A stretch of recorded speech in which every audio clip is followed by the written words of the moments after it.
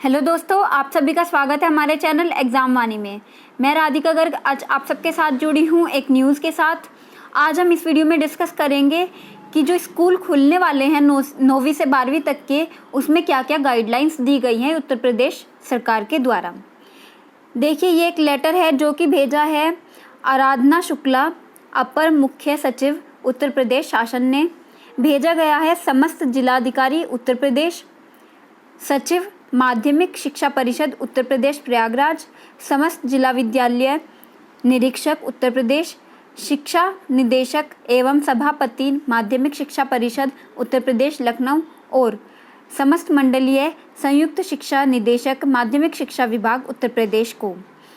ये जो भेजा गया था 10 अक्टूबर 2020 को भेजा गया था। इसमें बताया है कि कोविड-19 के परिप्रेक्ष्य में प्रदेश में संचालित समस्त शिक्षा बोर्डों के कक्षा 9 से 12 के विद्यालयों में भौतिक रूप से पठन पाठन पुनः प्रारंभ किए जाने के संबंध में ये पत्र भेजा गया था।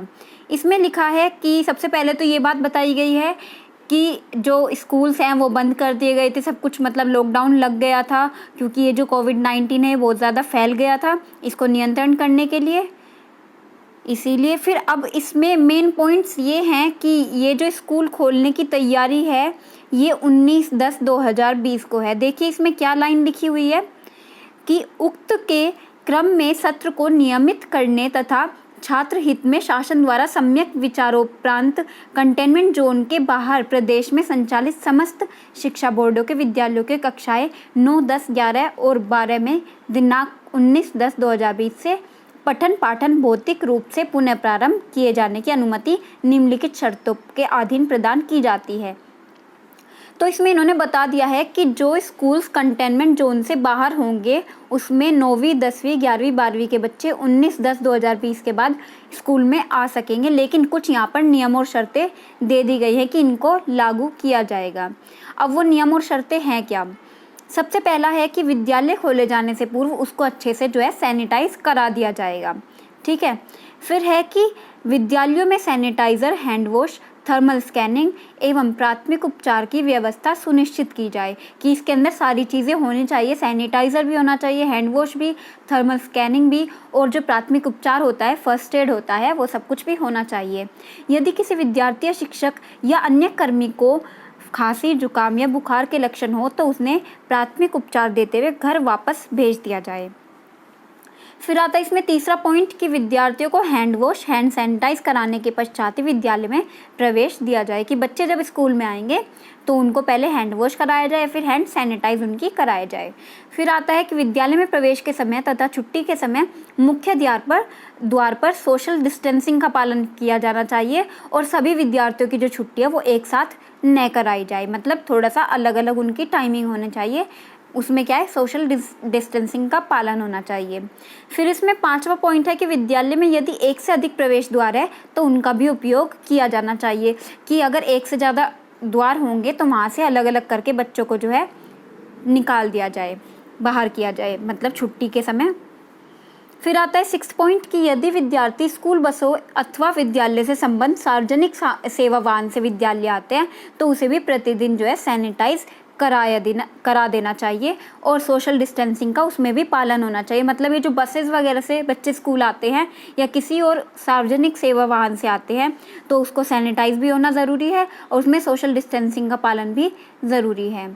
फिर है सभी शिक्षकों, विद्यार्थियों तथा विद्यालय के अन्य कर्मचारियों को मास्क पहनना अनिवार्य होगा और विद्यालय प्रबंधन द्वारा अतिरिक्त मात्रा में मास्क उपलब्ध रखे जाएं, कि सभी शिक्षक जो है, विद्यार्थी और विद्यालय के सारे कर्मचारी सबके सब मास्क पहनेंगे। और अगर किसी के पास मास्क ना हो बाय द वे तो स्कूल में मास्क होने चाहिए एक्स्ट्रा, कि वो दे सके जिसके पास ना हो।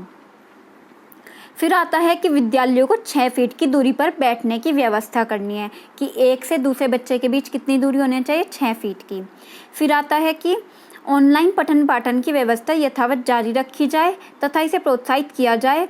जिन विद्यार्थियों के पास ऑनलाइन पठन पाठन की सुविधा उपलब्ध नहीं है उन्हें प्राथमिकता के आधार पर विद्यालय बुलाया जाए, कि जो बच्चे ऑनलाइन पढ़ाई ले सकते हैं उनकी ऑनलाइन पढ़ाई जारी रखी जाए और जो जिनके पास मतलब ये सुविधा नहीं है वो स्कूल में आकर के अपनी पढ़ाई करे। और जो बच्चा चाहता है कि वो अपनी ऑनलाइन ही पढ़ाई जारी रखना चाहता है, उसको ऑनलाइन ही पढ़ाई रखनी होगी। मतलब बच्चा जैसा चाहेगा फिर उसके पेरेंट्स जैसा चाहेंगे वैसे होगा। फिर आता है कि विद्यालय 2 पालियों में संचालित किया जाए। प्रथम पाली में कक्षा 9 और 10 के और दूसरी पाली में कक्षा 11 और 12 के जो विद्यार्थी पठन पाठन के लिए बुलाए जाए। मतलब स्कूल में जो है 2 शिफ्ट रख दी जाए कि एक शिफ्ट में आएंगे 9th और 10th के बच्चे और दूसरी शिफ्ट में आएंगे 11th और 12th के बच्चे। फिर आता है एक दिवस में प्रत्येक कक्षा के अधिकतम 50% तक विद्यार्थियों को ही बुलाया जाए। कि जैसे मंडे है तो इस दिन 9वीं और 10वीं के 50% बच्चे बुलाए हैं, फिर ट्यूसडे में बचे हुए 50% बुला लिए जाए। तो इस तरह की व्यवस्था करने के लिए बात कही गई है।